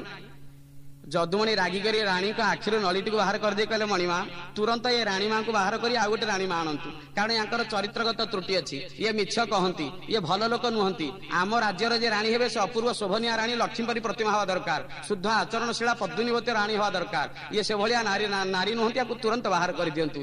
ରାଣୀ କହିଲେ ମୋ ଚାକିରିକୁ ଚୌପଟ ବନେଇଲାରେ ବାବା, ଇଏ ଛାଡିବନି। କହିଲା ଚତୁର୍ଥ ଥର ପାଇଁ ରଜାଙ୍କୁ ଦେଖେଇଥିଲା, ମତେ ଟିକେ ନଳୀ ଦେଖଉନ, ମୁଁ ଏଥର ଦେଖିଦେବି। ଯଦୁମଣି କହିଲେ ମୁଁ କଣ କମ୍ପ୍ଲେନ କରୁଛି, ଦେଖନ୍ତୁ। ଆଜ୍ଞା ଚତୁର୍ଥ ଥର ପାଇଁ ନଳୀ ଲଗେଇ ରାଣୀ କହିଲେ ବୁଝିଲ ନା ଯଦୁମଣି ନା କଣ, ନା ମୋ ବାପା 7 ପୁରୁଷ ଲମ୍ବା ଲାଇନରେ ବସିଛନ୍ତି, ମୁଁ ଦେଖିଦେଲି। ନା ବାଃ ଚମତ୍କାର ରାଣୀ ମା। ପୁଣି ଓଲଟେଇକିରି ଆରପଟେ ଦେଖିଦେଇ କହିଲେ ଆଗାମୀ 7 ପୁରୁଷ ମଧ୍ୟ ମୁଁ ଦେଖିଦେଲି। ରଜା ଆଜ୍ଞା ରାଣୀ ଦେଖି ସାରିଲା ପରେ ମନ୍ତ୍ରୀମଣି କଣ ଛାଡିବା କଥା କି? କହିଲେ ହଏ ରଜା ଦେଖିଲେ ରାଣୀ ଦେଖିଲେ ମୁଁ କାହିଁ ଛାଡିବି? କହିଲେ ହଏ ଯଦୁମଣି ମତେ ଟିକେ ଦେଖାନ୍ତ ନାହିଁ ନା, ମୁଁ କଣ ମନା କରୁଛି, ଆପଣ ଦେଖୁନାହାନ୍ତି। ଆଜ୍ଞା ମନ୍ତ୍ରୀ ଡାକିଦେଲେ, ମନ୍ତ୍ରୀ ମଧ୍ୟ କହିଲେ ଯେତେବେଳେ ଆଖିରେ ଲଗେଇ ଦେଇକିରି ଯଦୁମଣି କହିଲେ ମନ୍ତ୍ରୀ ଦେଖୁଛନ୍ତି କିଛି ନା କିଛି ଦେଖିପାରୁନାହିଁ, ନା ତାହେଲେ ଦେଖିବ, ଦେଖ ଯିଏ ମିଛ କହିନଥିବ, ଯିଏ ଚୋରି କରୁନଥିବ, ଯିଏ ପରନାରୀ ଗମନ କରୁନଥିବ, ସେଇଭଳିଆ ମହତ ପୁରୁଷ ଆ ଭିତରେ ଦେଖିବ। ମନ୍ତ୍ରୀ ତ ବହୁ ଲୋକର ଏକ ପ୍ରତିଭା, ଅପୂର୍ବ ସୁନ୍ଦର ଗୁଣବାନ ଲୋକ, କଣ ଦେଖୁଛ ମନ୍ତ୍ରୀ ମହୋଦୟ? ମନ୍ତ୍ରୀ କହିଲେ ରଜା ରାଣୀକୁ ମଧ୍ୟ ଭୁଲ ମାନେ ଏମିତି ଭୁଆଁ ବୁଲେଇ ସାରିଲେଣି, ମତେ ମଧ୍ୟ ଛାଡିବ କଣ କଣ, ୟା ଭିତରେ ତ କଣ କିଛି ନାହିଁ, ଏ କାଲି ମନକୁ ମନ କଣ କହୁଛି ଦେଖିଲ ଦେଖିଲ ବୋଲି। ମନ୍ତ୍ରୀ କହିଲେ ମଣିମା ମୁଁ କିଛି ଦେଖିପାରୁନାହିଁ। ନା 3 ଥର ଦେଖିପାରିବ ନାହିଁ, ଚତୁର୍ଥ ଥର ଦେଖିବ ମନ୍ତ୍ରୀ, 2 ଥର ଗଲେଣି, ଆଉ ଥରେ ମଧ୍ୟ ଦେଖ। ଆଜ୍ଞା ଚତୁର୍ଥ ଥର ପାଇଁ ମନ୍ତ୍ରୀ ନ ଦେଖିକିରି ମଧ୍ୟ କହିଦେଲେ ହଁ ମୋ ବାପା 7 ପୁରୁଷ ଆକୁ ମୁଁ ଦେଖିଲି। କାହିଁକି, ଯଦି ମନ୍ତ୍ରୀ କହିବେ ମୁଁ ଦେଖିପାରୁନାହିଁ ତାହେଲେ ମନ୍ତ୍ରୀ ପଦ ଯିବ ନା, ଆଉ ଗୋଟାକୁ ଆଣି ମନ୍ତ୍ରୀ କରିଦେବେ। ତେଣୁ ସେଇ ନ୍ୟାୟରେ ମନ୍ତ୍ରୀ ମହୋଦୟ ମଧ୍ୟ ନ ଦେଖିକିରି ଦେଖି ସାରିଲେ। କିନ୍ତୁ ମନ୍ତ୍ରୀ ଭାରି ଚାଲାକ ଲୋକ, କହିଲେ ରଜାଙ୍କୁ ଭୁଆଁ ବୁଲେଇଲ, ରାଣୀକି ମଧ୍ୟ ଏମିତି ଭୁଲ ବୁଝେଇଦେଲ, ମନ୍ତ୍ରୀକି ମଧ୍ୟ ଏମିତି ତୁମେ ମିଥ୍ୟା କହିଦେଲ। ଠିକ ଅଛି ଯଦୁମଣି, ତମେ ଟିକେ ତମ ଆଖିରେ ନଳୀଟି ଲଗେଇ ତମ ବୋପା ମାନେ କଣ କରୁଛନ୍ତି ଟିକେ କହନ୍ତନି, ନା ମୁଁ କଣ ମନା କରୁଛି, ଲଗଉନ ମୋ ଆଖିରେ ନଳୀ। ଆଜ୍ଞା ମନ୍ତ୍ରୀ ନେଇ ଆସିଲା ନଳୀଟି, ଯଦୁମଣିକି ଆଖିରେ ଲଗେଇଦେଲେ। କହିଲେ ଯଦୁମଣି ନା ମଣିମା ନା କଣ ଦେଖୁଛନ୍ତି? ନା ଆଜ୍ଞା କିଛି ଦେଖୁନାହିଁ। ନା କିଏ କାହିଁକି କିଛି ଦେଖୁନାହ? ଯିଏ ମିଛ କହିନଥିବ, ଯିଏ ଚୋରି, ମନ୍ତ୍ରୀ କହୁଛନ୍ତି, ଯିଏ ମିଛ କହିନଥିବ, ଯିଏ ଚୋରି କରୁନଥିବ, ଯିଏ ପରନାରୀ ଗମନ କରୁନଥିବ, ସେଇ ଦେଖିବ। ଆମ ଯଦୁମଣି ତ କବି ଲୋକ, ଭାରି ବଢିଆ ଲୋକ, ରସାଳ କବି, ବିଶାଳ କବି, ନିଶ୍ଚୟ ତମେ ଭଲ ଦେଖୁଥିବ। ନା ଆଜ୍ଞା ମୁଁ କିଛି ଦେଖିପାରୁନାହିଁ। ମୋ ନଳୀର ଶେଷରେ ଆପଣ ମଣିମା ଠିଆ ହେଇଛନ୍ତି, ରଜାଙ୍କୁ ଦେଖିକି କହୁଛନ୍ତି, ଆପଣ ଠିଆ ହେଇଛନ୍ତି ଏ ନଳୀର ଏପଟେ। ଆଜ୍ଞା ମୁଁ ଖାଲି, ମୋ ନଳୀ ଖାଲି, ଆ ଭିତରେ ଆଉ କିଛି ନାହିଁ। ନା କଣ କହିଲ? ନା ଆଜ୍ଞା ୟା ଭିତରେ ଆଉ କିଛି ନାହିଁ। ନା ତାହେଲେ ତମେ ମିଛ କହୁଛ? ନା ମିଛ କହୁଥିଲେ କହୁଥିବି। ନା ତାହେଲେ ତମେ ଚୋରି କରୁଛ? ନା ଚୋରି କରୁଥିଲେ କରୁଥିବି, ଚୋରି କବିମାନେ ତ କରନ୍ତି, ମୁଁ କରିଦେଲି, ଭୁଲ କଣ ହେଲା? ନା ପରନାରୀ ଗମନ କରୁଛ? ନା ଆଜ୍ଞା କବିମାନେ ରସିକ କବି, ତେଣୁ ତାଙ୍କର ରସିକିଆ ଭାବ ଟିକେ ଥାଏ, ଭୁଲ କଣ ହେଇଗଲା? ଯଦି ହେଲା ହେଲା, ଭୁଲ କଣ ଅଛି? ନା ଏଭଳିଆ ଲୋକ ଆମ ରାଜ୍ୟରେ ରହିବା ଅପେକ୍ଷା ତାକୁ ମୃତ୍ୟୁଦଣ୍ଡ ଦିଆଯିବା ଦରକାର। ନା ଆଜ୍ଞା ତୁରନ୍ତ ମୃତ୍ୟୁଦଣ୍ଡ ଦେଇଦିଅନ୍ତୁ। ମୁଁ ତ ଜଗନ୍ନାଥ ବାବୁ ଯାଇଛି, ଅଭଢାରେ ଖାଇକି ଆଇଛି, ସିଧା ବୈକୁଣ୍ଠକୁ ଟିକଟ ପାଇଗଲି ବୋଲି ଜାଣିବି। ଆଜ୍ଞା ତୁରନ୍ତ ମତେ ମାରିଦିଅନ୍ତୁ। ଯୋଉ ଯଦୁମଣିକି ଏତେ ଲୋକ ଭଲ ପାଆନ୍ତି, ରଜା ତାଙ୍କୁ ମାରିପାରିବେ? କହିଲେ ଠିକ ଅଛି, ଶୁଳି ଖୁଣ୍ଟ ଆଣି ଠିଆ କରିଦିଅନ୍ତୁ, ମୁଁ ତାରି ଉପରେ ମରିବି। ଯଦୁମଣିଙ୍କର ମରିବାର ଦିବସ ସ୍ଥିର କରି ଦିଆଗଲା। ଯଦୁମଣି ମରିବାର ଦିନ ସମସ୍ତେ ଆସି ଆଶ୍ଚର୍ଯ୍ୟଚକିତ ହୋଇ ଆଖିରୁ ଲୁହ ଗଡୁଛନ୍ତି, ରଜା ରାଣୀ ମନ୍ତ୍ରୀ ମଧ୍ୟ। ଯଦୁମଣି ଫାଶୀ ଖୁଣ୍ଟରେ ଝୁଲିବା ପୂର୍ବରୁ କହିଲେ ଆଜ୍ଞା ଅକାଳରେ ଯାହାକୁ ମାରି ଦିଆଯାଏ ତାର ଗୋଟେ ଡେଥ୍ ଡିକ୍ଲାରେସନ ଥାଏ, ମୃତ୍ୟୁକାଳୀନ ଜମାନବନ୍ଦୀ, ତାର ଟିକେ ଶୁଣନ୍ତୁ। ନା ତମର କଣ ମୃତ୍ୟୁକାଳୀନ ଜମାନବନ୍ଦୀ? ନା ଆଜ୍ଞା ମୃତ୍ୟୁକାଳୀନ ଜମାନବନ୍ଦୀ ମଣିମା ମୋର ହଉଛି ଏଇଆ, ମୁଁ ପୁରୀ ଯାଇଥିଲି, ମହାପ୍ରସାଦ ଖାଇଛି, କିଛି ଧଣ୍ଡା ମାଳ ତୁଳସୀ ଆଣିଛି, ନିର୍ମାଲ୍ୟ ମହାପ୍ରସାଦ ନିର୍ମାଲ୍ୟ ଆଣିଛି। ସେ ନିର୍ମାଲ୍ୟ ଆଉ ମାଳକୁ ଆପଣ ରଜା ରାଣୀ ମନ୍ତ୍ରୀ 3 ଜଣକ ଧରିକିରି କହନ୍ତୁ ଇଏ ନଳୀ ଭିତରେ କଣ ଦେଖିଛନ୍ତି। ସବୁ ଲୋକମାନେ ଜାଣି କହିବେ। ରଜା କହିଲେ କଣ କହିଲେ, କଣ କହିଲ? କିଏ ମୁଁ କାହିଁ ମହାପ୍ରସାଦ ଛୁଇଁକିରି କହିବି ନଳୀ ଭିତରେ କଣ ଦେଖିଛି ବୋଲି? ନା ଆଜ୍ଞା ଆପଣ ତ ସେତେବେଳେ କହିଲେ ଦେଖିଛନ୍ତି ବୋଲି, କିନ୍ତୁ ମହାପ୍ରସାଦ ଛୁଇଁ ସତ କହନ୍ତୁ ନଳୀ ଭିତରେ କଣ ଦେଖିଛନ୍ତି। ରଜା କହିଲେ ତମେ ମର ନଇଲେ ବଞ୍ଚ ବାବା, ମୁଁ ଏ ନଳୀ ଭିତରେ କଣ ଦେଖିଛି କହିବି ନାହିଁ। ରାଣୀ କହିଲେ ରଜା ନ କହିଲେ ମୁଁ କିଛି କହିବି ନାହିଁ। ମନ୍ତ୍ରୀ କହିଲେ ରଜା ଯଦି ଫେଲ ତାହେଲେ ମୁଁ ମଧ୍ୟ ଫେଲ, ମୁଁ କିଛି କହିବି ନାହିଁ। ଲୋକମାନେ କହିଲେ ଯଦୁମଣି ତମ ସକାଶେ ମରିବାକୁ ଯାଉଛନ୍ତି, ତମେ କହିବନି, ଅଲବତ କହିବ, ଅଲବତ କହିବ। ଲୋକମାନେ ଚିତ୍କାର କରିବାକୁ ଆରମ୍ଭ କଲେ।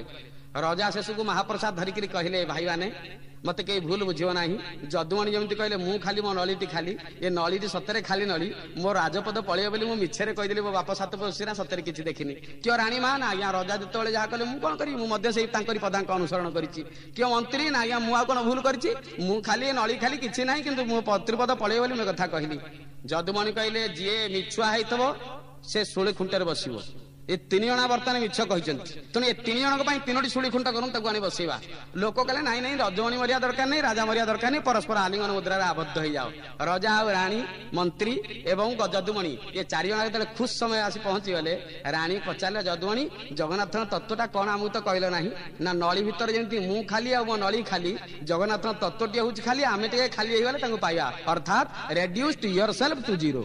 जदि आम रेड्यूस्ड योरसेल्फ टू जीरो न करि परिबा नली भली जदि आम हृदय को शून्य न करि परिबा ताले आम से जगन्नाथ तत्व को पाई परिबा नाही सेठी किछि नाही तांको पेट सुनु तांकर हाट सुनु तांको बाट सुनु तांको नाट सुनु तांको पाद सुनु तांको आखि सुनु बाहु बलय सुनु निजको जदि शून्य न करि परिबो गोपी भावरे ताले तांको पाइबो नाही तेणु शून्य रु शून्य जाए मिसी गोपी पड़ंती तले खसी से शून्य देही से अणाकार तांको पाइया बड़ कष्ट सेहित पई इंद्रद्युम्न राजा तोलिले मंदिर 1000 हाथ विशिष्ट मंदिर तोलिले पोता जेति उभा सेतिकी ये विराट मंदिर तोली सारला पर राजा इंद्रद्युम्न ब्रह्मा को संतुष्ट करिया पई गले ब्रह्मा कहले राजा इंद्रद्युम्न कि मंदिर तोलिच ना आज्ञा 1000 हाथ विशिष्ट मंदिर तोलिच बोली पुराणर कथा अनुसार चलला ना अच्छा जदि एड बड़ मंदिर तुमे तोलिच यहा जदि सत्य ये मंदिर भितर कि मूर्ति तुमे रखिया को इच्छा करछ ना आपण जे मूर्ति मो पे देई देबे ब्रह्मा गोटे श्लोक लिखि देले कहले 16 कोटी नहीं मूर्ति तैयारी करदब 16 कोटी अर्थ शुणतु विदग्ध श्रोता मंडली नेकानेक स्थूल सूक्ष्माण मूर्ते व्योमाकार व्योम रूप प्रकाश व्योमाकार व्यापिनो व्योम संस्थं व्योमाकार व्योम केशाब्ज जोने एक हेइतबो अनेक हेइतबो स्थूल हेइतबो सूक्ष्म हेइतबो सविकल्प हेइतबो निर्विकल्प हेइतबो निराधार हेइतबो आधार हेइतबो एइठी थिबो पुनी एइठी नथिबो इंद्रद्युम्न महाराज कहले भाई यार अर्थ कोन विद्यापति आनी देखेले इंद्रद्युम्न महाराज करे एति विद्या बुद्धि नाही विद्यापति पंडित आनी देते देखेले विद्यापति कहले भाई यार अर्थ कोन ना या मु जानि नाही यार अर्थ कोन ना यार अर्थ होचे को सुन नीलाद्रि कटकरे इंद्रद्युम्न राजा को ब्रह्मा प्रदत्त जो 16 कोटी दिया जाइथिला सेही 16 अर्थ और तर्जमा अनुसार जो प्रभु विराजमान करि अछंती से कोणाकार विष्णु लुचि अछंती तही अपूर्व सिंहासन को पटांतर नाही अणाकार विष्णु लुचि अछंती तही न्याय रे से नीलाद्रि कटकरे रत्न सिंहासन रे विराजमान करि अछंती केवल शून्यवाद र प्रतीक है तेणु तांको पाइया को हेले हमको शून्य करिया को पड़िबो तेणु रेड्यूस्ड योरसेल्फ टू जीरो तांको पाइया को हेले निजको शून्य करदा दरकार विलुप्त से इतिहास विस्मृतिर गर्भरे आपण मान को नहीं अच्छे एक अनंत शताब्दी तलक जोटी इतिहास नीरव पुराण गदगदित ही वाक्य को चर्बित चर्वण करिवार लगी इंद्रद्युम्न राजांकर अपूर्व प्रसंग से इंद्रद्युम्न राजांकर सिद्धि और साधनार समय श्रीक्षेत्र धामर पवित्र रथयात्रा जार अन्य नाम ब्रह्म महोत्सव बोली कहा जाए आरंभ होइथिला बैशाख शुक्ल पक्ष अष्टमी तिथि गुंडीचा घर ठारू यात्रा आरंभ होइथिला एवं सरीथिला श्रीमंदिर पाखरे बैशाख शुक्ल पक्ष अष्टमी नीलाद्रि महोदय अष्टमी बोली कहा जाए नीलाद्रि महान उदय होइथिला नीलाद्रि कंदरानंदी श्री श्री नवीन घन विग्रह जगन्नाथ महाप्रभुंकर द्वार बंद वज्र कबाट निस्तब्ध अजस्र अगणित जनता ठिया ही अछंती विकच पद्म नेत्र देखिबे जगन्नाथंकर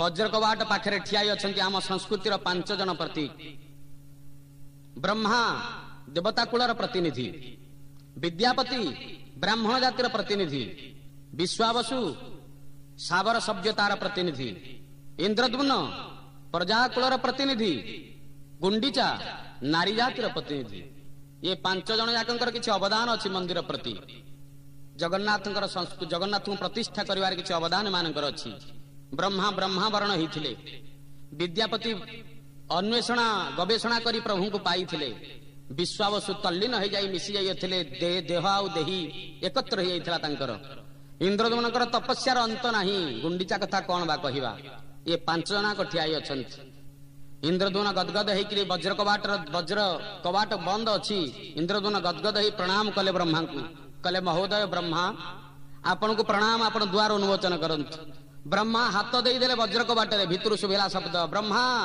ठहरो स्तंभीभूत ही ब्रह्मा रहीगले कि कर्तव्य विमूढ़ ही ब्रह्मा रहीगले कबाट कौन कथा कहूची विदग्ध श्रोता मंडली ब्रह्मर अवतरण घटिले जड़ चेतन हो जाए चेतन जड़ हो जाए भगवान कृष्ण बंदीशाला आविर्भाव हेले शिकुड़ी गुड़ाक चलचंचल हो गले जड़ चेतन हो गले प्रहरी माने चेतनशील प्राणी जड़ ही शोई पड़िले कारण ब्रह्मर अवतरण घटिला तेणु जोठी ब्रह्म पशि जाए बसी जाए मिसी जाए हजि जाए सेठी जड़ चेतन हो जाए चेतन जड़ हो जाए कबाट कथा कहियार एठी आश्चर्य हर कौन अच्छी से दिन शिकुड़ी खोली जाइथिला आज कबाट खोलीगला असुविधा कौन अच्छी ब्रह्मा को कबाट कहूची हे ब्रह्मा तमे तो पुओ या भितरे जे बसचंदी से होजन तमर बापा बापा द्वार उन्मोचन कौन करिवो पुओ ब्रह्मा आश्चर्यचकित ही चाहिए ना केमिति से बापा ना रे शांताकारं भुजग शयनम पद्मनाभम सुरेशम महाजलधीरे जलाधिवास कला बेले नाभि कमल रु पद्म फूलटीए मागी जे बसी ब्रह्मा तुम्हें ना जार नाभि कमल रु पद्म फूल उकुटी आठिला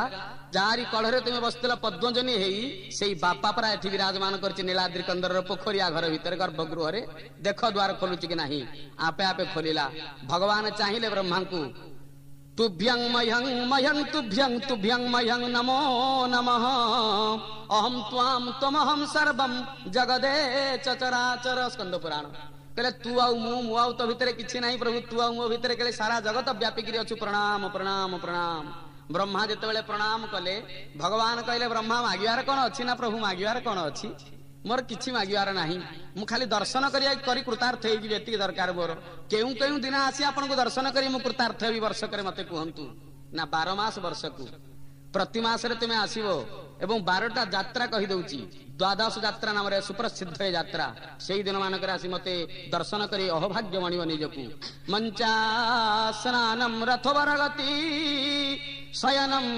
चायनम द्वे पार्श्ववृत्ति शयन निवृत्ति पार्वणम पुष्य पूजा पार्वणम पुष्य पूजा दोल केली दमन कचवी कंपपुरुनी तृतीयाम येषाम यात्रा भुवन बंदिता द्वादशेयो नरेंद्र द्वादशेयो 12 मासर 12 यात्रा कहिदेले ब्रह्मा तुम्हें यात्रा आरंभ करियो ज्येष्ठ स्नान पूर्णिमा दिन ठारू सारिव तुमर यात्रा वैशाख शुक्ल पक्ष तृतीया अक्षय तृतीया रे ज्येष्ठ मासर स्नान पूर्णिमा रे आसीबो रथ यात्रा दिन आसीबो शयन पूर्णिमा दिन आसीबो उत्तरायण दिन आसीबो दक्षिणायन दिन आसीबो अक्षय तृतीया रे सारिबो एमती 12 मासर 12 यात्रा को आइ गला ब्रह्मा कहले काच खोजु खोजु मु मणि पाइली अहोभाग्य प्रभु मु ब्रह्मलोक रु आसी तुमको दर्शन देवी तुमको दर्शन पाई कृतार्थ हेबी प्रभु प्रणाम प्रणाम प्रणाम 5 रु जणे चली गले आउ रहिले के से विद्यापति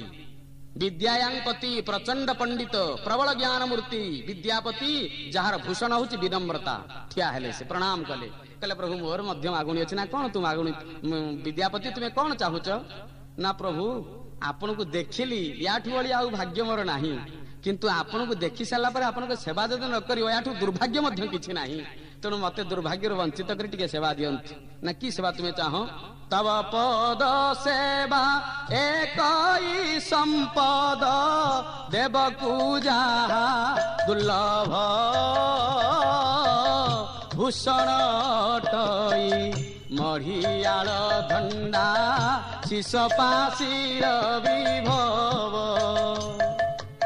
तुम सेवा मोर टिके दरकार प्रभु मोर आउ किछि दरकार नाही ना की सेवा तुमे चाहो ना चरणार बिंदर गुणानुकीर्तन करतु सेवक रूप ना तथास्तु विद्यापति पति महापात्र सेवक रूप से विदित हेले विश्वावसु हाथ जोड़िले कहले प्रभु मते आपण किछि सेवा देवे नाही ना तुम्हें तो सेवा नब तुम्हें कौन सेवा चाहूच विश्वावसु ना प्रभु मोर भूषण होची विश्वास आपण विद्यापति जो सेवा देले मते मध्य से सेवा दियंतु प्रभु अड़ुआरे पड़िले तथापि मध्य कहले तथास्तु तुम्हें कौन बर मागुच माग जदि मागिले ता तुम मध्य सेवा करिवो विश्वावसु कहले तांकु तो सब जाक सेवा देले विद्यापति की मते कौन देबे ना रे 12 मास रु 11 मास गोटे पटे 1 मास गोटे पटे प्रमुख मास तुम्हें क्या को मासर सेवा नब कहत विद्यापति कहले मु 11 मास सेवा नेबी विश्वावसु ना आज्ञा मत जहा बळिला ता देबे किंतु से 11 मासरे जेतिके पाउथिबे मु गोटे मासरे सेतिके पाउथिबी जदि या न करिवे लाभ कोन अछि ना तथास्तु पति महापात्र रूपे से पूजा करिवे 12 मास जाक सेवा करुथिले मध्य 11 मास प्रमुख सेवा एवं गोटे मास तुमे सेवा करिवो ज्येष्ठ स्नान पूर्णिमा ठारू आषाढ़ पूर्णिमा पर्यंत एवं दैतापति रूपे तुमे सुविदित हबो मोर जिते महाप्रास्थानिक पर्व आरंभ हम तुमरी वंशर लोक मैंने उठे मोर महाप्रास्थानिक पर्व करेंगे मो दारु अन्वेषण कले तुम्हें माने दारु अन्वेषण कर तुम्हें मान मोर ज्ञाति पंडा हम मुझे बसी महाजलधि शयन करिया को जीवी प्रास्थानिक पर्व आरंभ करी मोरी पाई तुम्हें दशाहादि दुर्बल कृत्य समस्त कार्य समापन कर तुम्हें मोर ज्ञाति तुम्हें मोर जाति तुम्हें मो भितर किसी तफात रहा विश्वास तू कौन वर मागुचु माग आउ कौन चाहूचु ना प्रभु मु छोटिया जिनिस मागुतिले आपण मते बड़ जिनिस टिए देई देले प्रभु याको रखिबी सेवा करिवि केमिति मु कृतार्थ हेली शाश्वत होई क लबी परित नव नवीन लीला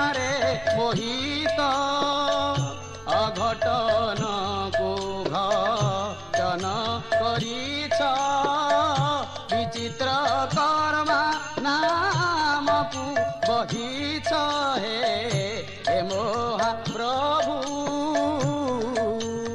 हे विचित्र कर्मा, हे अद्भुत कर्मा, हे अतिक्रमा प्रभु, आपण सब क्रम को अतिक्रम करी एक विचित्र कर्मा नाम रे नामित हेले मो तरफ तार कारण ताकू देले सेवा मते देले सेवा मते ताठुर अधिका देले प्रभु। अहो भाग्य। प्रश्न रहिला इंद्रद्युम्न आ गुंडीचांक पाखरे। भगवान पचाले इंद्रद्युम्न गुंडीचा कि आग वर मागियो माग। इंद्र